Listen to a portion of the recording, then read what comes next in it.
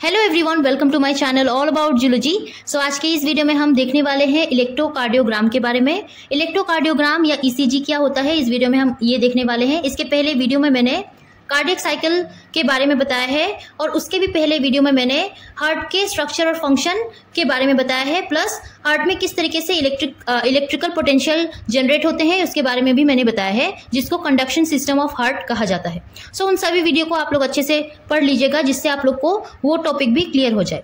सो यहाँ पर जो हार्ट में इलेक्ट्रिकल पोटेंशियल जनरेट करवाया जाता है चार कंपोनेंट्स के हेल्प से, जो होता है SA node, AB node, bundle of His और पुरकिंजे फाइबर। ये चार कंपोनेंट मिलके हार्ट के इलेक्ट्रिकल पोटेंशियल को जनरेट करते हैं, जिससे हार्ट कॉन्ट्रैक्ट और रिलैक्स करता है। सो उस इलेक्ट्रिकल पोटेंशियल को डिटेक्ट करने का काम जो है एक मशीन करता है, जिसका नाम है इलेक्ट्रोकार्डियोग्राफ। इलेक्ट्रोकार्डियोग्राफ नाम का एक मेडिकल डिवाइस या इंस्ट्रूमेंट आप बोलो, ये जो है मेजर करने में हेल्प करता है और रिकॉर्डेड फॉर्म में उसको जो है ग्राफ में प्लॉट करता है, जिसको इलेक्ट्रोकार्डियोग्राम या ईसीजी कहा जाता है। बेसिकली ये डिवाइस यूज किया जाता है पेशेंट के हार्ट रिलेटेड प्रॉब्लम को डिटेक्ट करने में। यहाँ पर ये नॉन इन्वेसिव टेस्ट होता है, मतलब है कि पर्सन के बॉडी में जो है ये इंस्ट्रूमेंट इंसर्ट करके नहीं डिटेक्ट किया जाता है, ये स्किन में ही अटैच करवा के इसको डिटेक्ट करवाया जाता है। इनमें जो है ये इलेक्ट्रोकार्डियोग्राफ में इलेक्ट्रोड्स प्रेजेंट होते हैं, जो इलेक्ट्रोड्स वायर के थ्रू इस इंस्ट्रूमेंट के साथ जॉइंट रहते हैं और वो इलेक्ट्रोड हमारे बॉडी में स्किन में जो है इसको अटैच करवा के डिटेक्ट करवाया जाता है एक्शन पोटेंशियल को। हम जानते हैं हमारा बॉडी जो हमारा स्किन है ये सेंसरी ऑर्गन है। सो हमारा हार्ट में जो भी एक्शन पोटेंशियल जनरेट होता है वो स्किन के हेल्प से, ये इलेक्ट्रोड के हेल्प से जो है स्किन में फिक्स करवा के उसको जो है डिटेक्ट करवाया जाता है, जो आगे जाके पर्सन के हार्ट फंक्शन को बताता है कि वो नॉर्मल है या उसमें कुछ एबनॉर्मलिटी है। An electrocardiogram is a recording of action potential produced by all the heart muscle fiber। जो हमारे हार्ट में मसल फाइबर एक्शन पोटेंशियल को जनरेट करते हैं उसको रिकॉर्डेड फॉर्म में जो है ये जो है प्लॉट करता है एक ग्राफ में, जिसको इलेक्ट्रोकार्डियोग्राम कहा जाता है या ईसीजी कहा जाता है। During each heart beat and the instrument used to record the changes of action potential is called electrocardiograph. Electrocardiograph is a medical device that measures and records the electrical activity of the heart. The recording produced by the electrocardiograph is called electrocardiogram. It is a non-invasive test that helps doctor to diagnose various heart condition.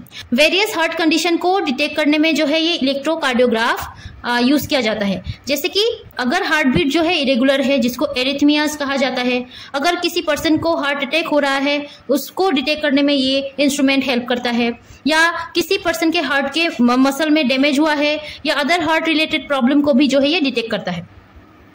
ये instrument किस तरीके से use किया जाता है, इनमें क्या method जो है प्रेजेंट होते हैं। When an electrocardiogram is being taken, electrode placed on the skin are connected by wires to an instrument, जिसको इलेक्ट्रोकार्डियोग्राफ कहा जाता है, that detect the heart electrical signal। यहाँ पर इलेक्ट्रोकार्डियोग्राफ में इलेक्ट्रोड्स प्रेजेंट होते हैं जो वायर के थ्रू इस इंस्ट्रूमेंट के साथ जॉइंट रहते हैं और वो इलेक्ट्रोड को स्किन में अटैच करवाया जाता है और वही इलेक्ट्रोड्स के हेल्प से ये जो एक्शन पोटेंशियल का ग्रेडियंट है, चेंजेस है, ये जो है प्लॉट करवाया जाता है इलेक्ट्रोकार्डियोग्राम में। इलेक्ट्रोड्स के बारे में थोड़ा पढ़ लेते हैं। ये स्मॉल एडेसिव पेड्स होते हैं जो प्लेस किया जाता है स्किन में to detect and transmit the heart's electrical signal to the electrocardiogram machine.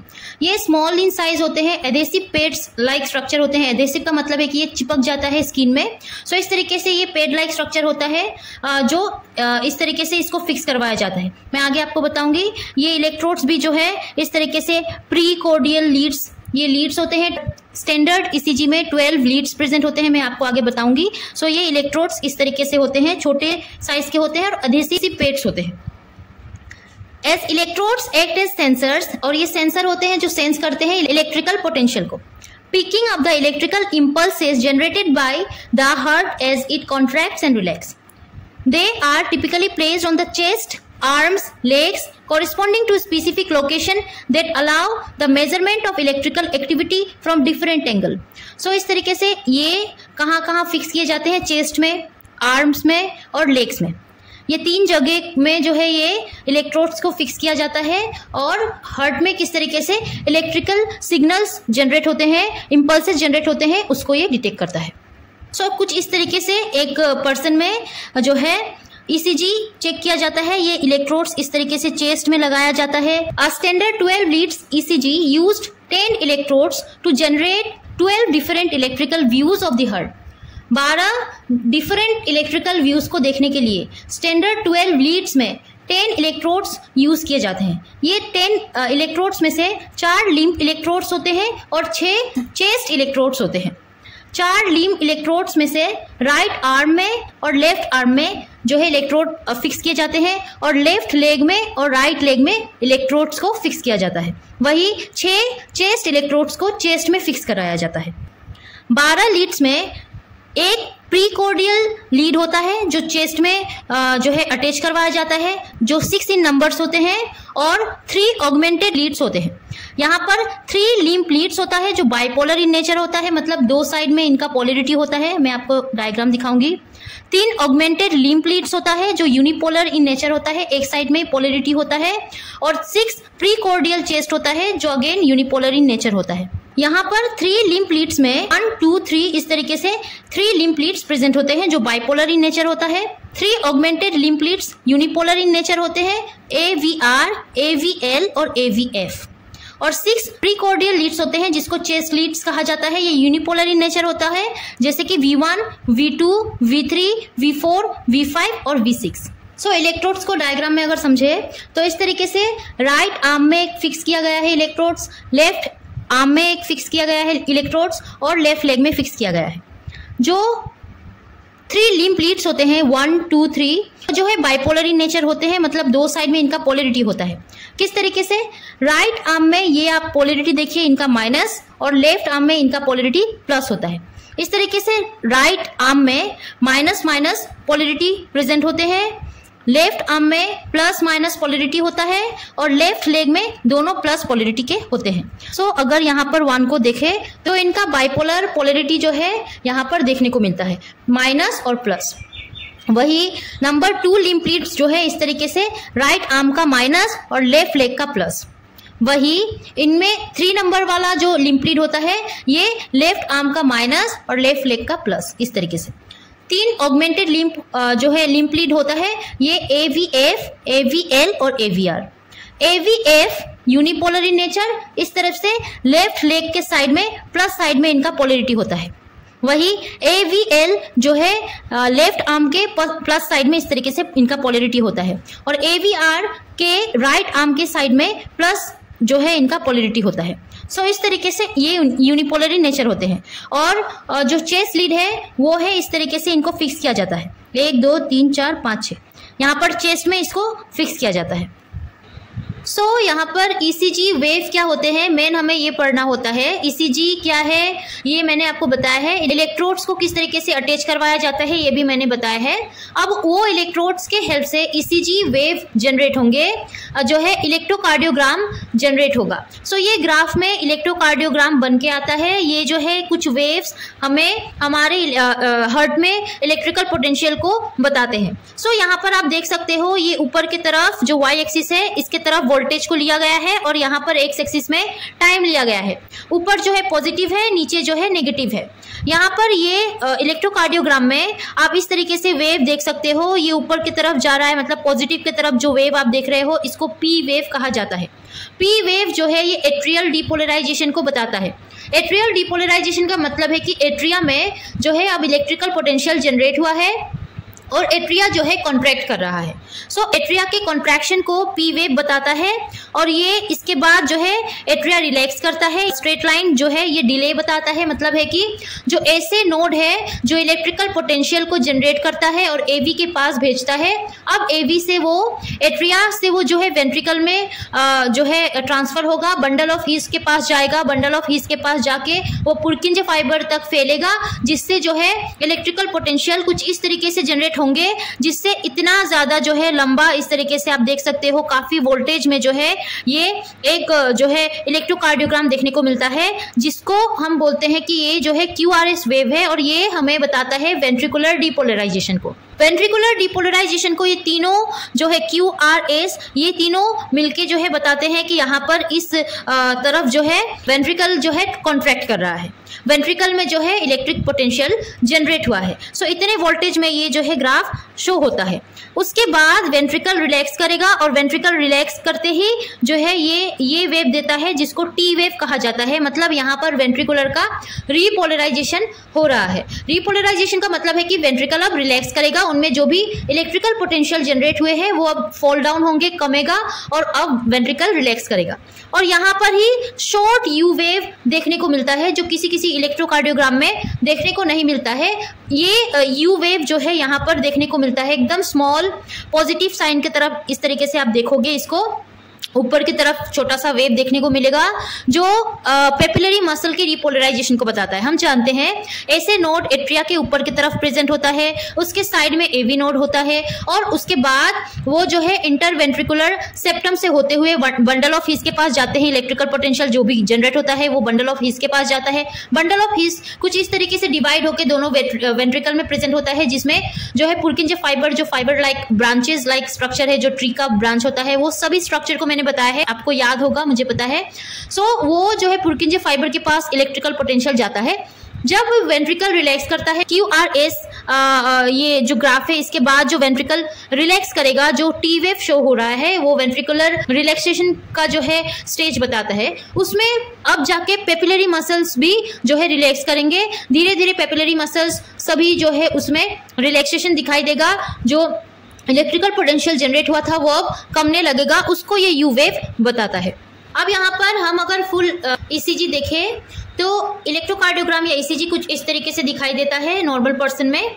यहाँ पर P वेव है, यहाँ पर डिले हो रहा है, यहाँ पर कहीं एट्रिया का जो है रिपोलराइजेशन हो रहा है, क्योंकि एट्रिया डिपोलराइजेशन को इस तरीके से बताता है। वही वो आफ्टर डिपोलराइजेशन जो है वो रिलैक्स करता है, रिपोलराइजेशन बताता है, बट उनमें एक्शन पोटेंशियल जो है इस वेंट्रिकुलर डिपोलराइजेशन से कम होते हैं। मतलब क्या है कि वेंट्रिकुलर डिपोलराइजेशन मतलब जो कॉन्ट्रैक्शन है वेंट्रिकल का, वो जब जनरेट होता है तो वो इतने हाई वोल्टेज में जनरेट होता है जिससे कि एट्रिया का रिलैक्सेशन का जो वेव है वो हमें देखने को नहीं मिलता, वो बहुत छोटा होता है। सो इस कारण हमें देखने को नहीं मिलता है।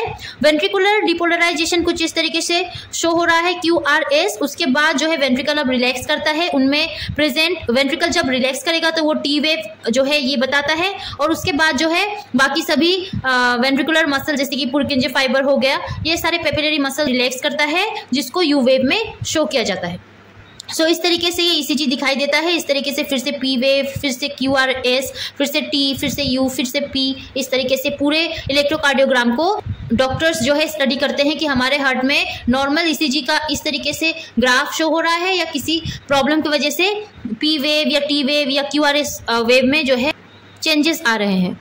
सो यहाँ पर अभी हम लोगों ने पढ़ा P wave, QRS wave, T wave, ये सभी क्या बताते हैं। इनमें जो है इंटरवल भी चलता है, पर ये PR इंटरवल है, ये QRS कॉम्प्लेक्स, QT इंटरवल, यहाँ से Q से T तक का QT इंटरवल है, P से R तक का PR इंटरवल है और S से T तक का जो है ये ST सेगमेंट है।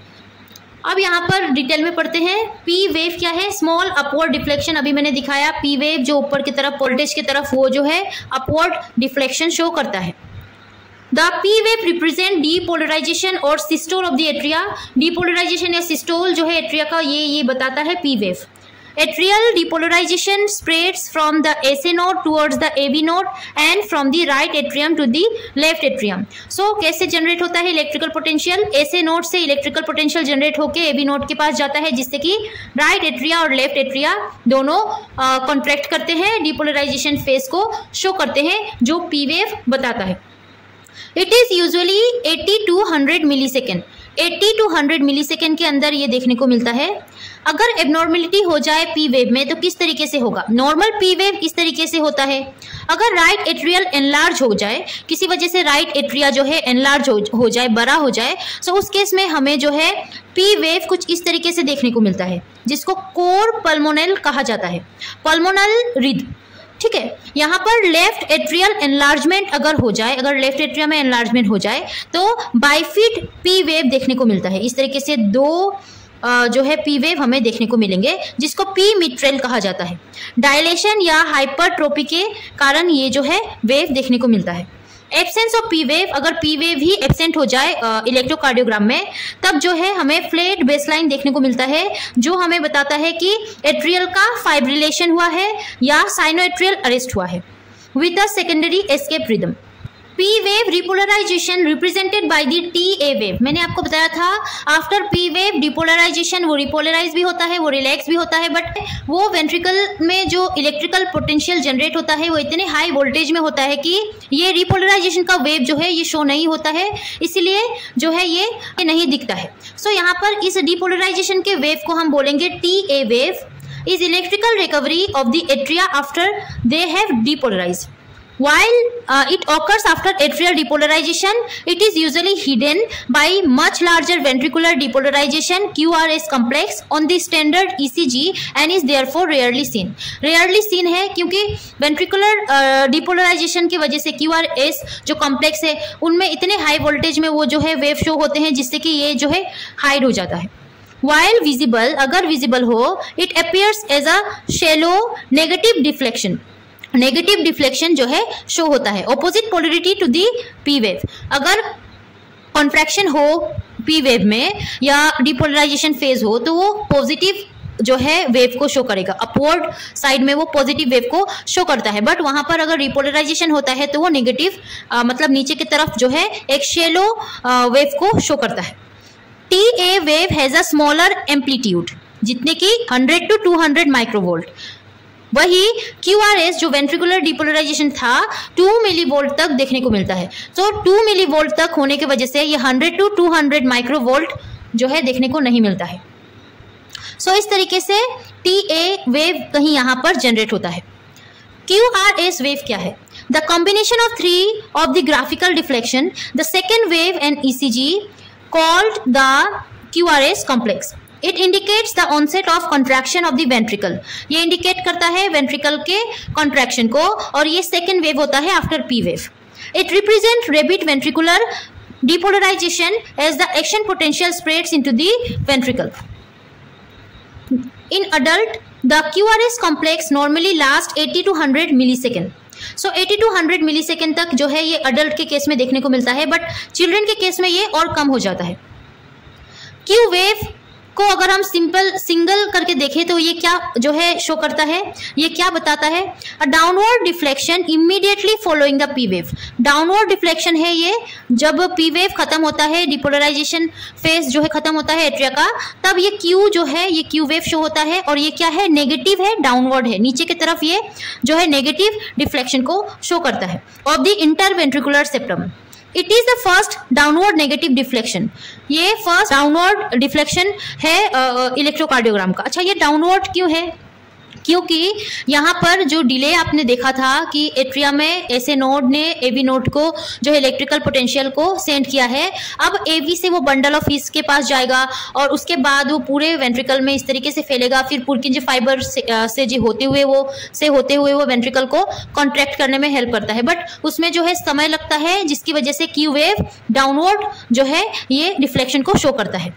अब आर वेव क्या बताता है? एन अपवर्ड डिफ्लेक्शन, ये पॉजिटिव डिफ्लेक्शन बताएगा आफ्टर क्यू वेव, जो कि वहां पर जो है बंडल ऑफ हीस के पास से होते हुए पुरकिंज फाइबर तक वो जो है इलेक्ट्रिकल पोटेंशियल को भेजा जाता है, जिसकी वजह से वेंट्रिकल बहुत जोर से जो है कॉन्ट्रैक्ट फोर्सफुली जो है कॉन्ट्रैक्ट करता है, जिसकी वजह से ये अपवर्ड डिफ्लेक्शन शो होता है, ये आर वेव। उसके बाद एस वेव क्या है? Downward deflection after R wave represent the final depolarisation of the ventricle particularly at the base of the heart. So final depolarisation phase ये एस वेव जो है बताता है और उसके बाद वेंट्रिकल रिलैक्स करने लगता है, जिसकी वजह से डाउनवर्ड डिफ्लेक्शन शो होता है आफ्टर आर वेव। ये एस वेव जो है डाउनवर्ड नेगेटिव डिफ्लेक्शन को शो करता है। उसके बाद वेंट्रिकल रिलैक्स करेगा जिसको हम बोलेंगे T wave. T wave represent करता है वेंट्रिकुलर रिपोलराइजेशन या ventricular relaxation phase, referred to as the absolute refractory period. It is smaller and wider than QRS complex. Smaller और wider होता है QRS complex से, मतलब QRS जो complex है वो पतला होता है और ये जो है थोड़ा सा मोटा देखने को मिलता है और उससे छोटा देखने को मिलता है। Because repolarization occurs more slowly than depolarization. So ये wider क्यों है? क्योंकि depolarization जो है जल्दी हो गया था। रिपोलराइजेशन में टाइम लगता है, जो पुरकिंजे फाइबर है, जो बंडल ऑफ हीट है, सभी को जो है एक्शन पोटेंशियल को कम करने में टाइम लगता है। वेंट्रिकुलर है रिलैक्सेशन, वेंट्रिकुलर रिपोलराइजेशन में टाइम लगता है। अगर एबनॉर्मेलिटी हो जाए टी वेव में तो क्या होगा, हाइपरकेलेमिया नाम का एक डिजीज है जिसमें क्या है कि ये जो टी वेव है ये टॉल देखने को मिलता है। Peaked T waves can also cause by high potassium level in the body, blood में अगर हाई पोटेशियम लेवल हो जाए तो जो है टी वेव टॉल देखने को मिलता है, जिससे हाइपरकेलेमिया जो है ये शो होता है। अगर हाइपोकेलेमिया हो जाए तो टी वेव जो है इस तरीके से ये फ्लैट हो जाता है या दिखता ही नहीं है, और ये जो है इन्वर्टेड टी वेव में भी शो होता है। सो इस तरीके से अगर ये फ्लैट हो जाए या इन्वर्टेड टी वेव अगर देखने को मिले तो हाइपोकेलेमिया होता है, और ये अगर बहुत लंबा मिले, टॉल मिले तो हाइपरकेलेमिया शो होता है। इंटरवल क्या होता है, जो मैंने आपको बताया था, पीआर इंटरवल जो है एसटी सेगमेंट, ये सारे। सो पीआर इंटरवल जो है इंक्लूड होता है पी वेव और पीआर सेगमेंट को मिला के हम पीआर इंटरवल बोलते हैं।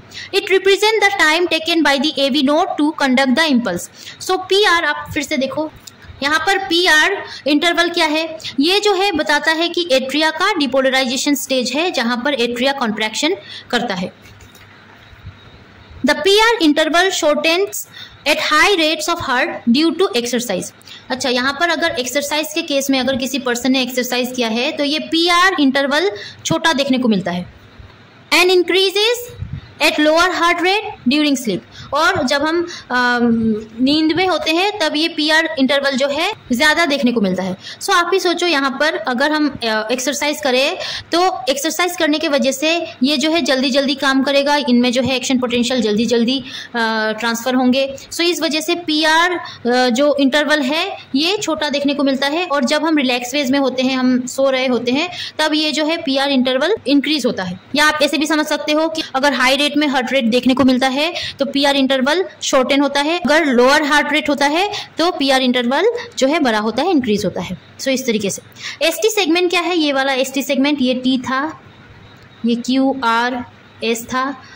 सो एसटी सेगमेंट यहाँ से यहाँ तक का सेगमेंट क्या बताता है, represent the time gap between depolarisation and repolarisation in the ventricle. Ventricle में डीपोलराइजेशन और रिपोलराइजेशन के टाइम के गैप को ये बताता है। This segment lies between QRS और टी, क्यूआरएस और टी के बीच में ये सेगमेंट जो है ये इस तरीके से देखने को मिलता है। अब क्यूटी इंटरवल क्या है, क्यूटी का मतलब है कि यहाँ से यहाँ तक का interval. It is measured from beginning of QRS complex to the end of the T wave and represent the time between activation of electrical activity in the ventricle and their return to the resting stage। So ये बताता है कि जो ventricle है ये activate होगा, इनमें जो है एक्शन पोटेंशियल जनरेट होंगे जिससे कि ये कॉन्ट्रैक्ट करेगा, उसके बाद ये रिलैक्स हो जाता है, ये अपने रेस्टिंग स्टेट में आता है। वो समय को ये जो है QT इंटरवल बताता है। अब यहाँ पर और एक इम्पॉर्टेंट बात, नॉर्मल ड्यूरेशन जो है ईसीजी का ये क्या होता है, पी वेव में 0.08 सेकेंड लगते हैं। पीआर इंटरवल में, जो पीआर इंटरवल मैंने दिखाया था वो उसमें जो है 0.12 या 0.20 सेकेंड जो है लगते हैं। क्यूआरएस कॉम्प्लेक्स में 0.12 सेकेंड लगता है और क्यूटी इंटरवल में 0.42 सेकेंड लगता है। हो सकता है क्वेश्चन इस तरीके से पूछ ले कि किसमें ज्यादा समय लगता है। सो आप लोग अच्छे से इसको समझिएगा। एबनॉर्मेलिटी क्या है, अगर लार्जर पी वेव दिख रहा है इलेक्ट्रोकार्डियोग्राम में, इसका मतलब है एट्रियम में एनलार्जमेंट हुआ है। इसको मैंने पहले भी बताया है। क्यू वेव में एनलार्जमेंट दिख रहा है, अगर बड़ा क्यू वेव देखने को मिल रहा है मतलब है कि किसी पेशेंट में, उस पेशेंट में मायोकार्डियल इन्फार्क्शन हुआ है। एनलार्ज आर वेव अगर दिख रहा है तो एनलार्ज वेंट्रिकल हो गया है। अगर फ्लैट टी वेव दिख रहा है मतलब है कि वहां पर कोरोनरी आर्टरी डिजीज हुआ है, हार्ट मसल जो है रिसीव कर रहा है इनसफिशिएंट ऑक्सीजन को। सो ये था अबाउट ईसीजी। आई होप आपको समझ आया होगा। अगर समझ आया हो और अच्छा लगा हो तो इस वीडियो को लाइक कीजिएगा, मेरे चैनल को सब्सक्राइब करना प्लीज मत भूलिएगा। टिल देन पढ़ते रहिए। Take care and bye bye.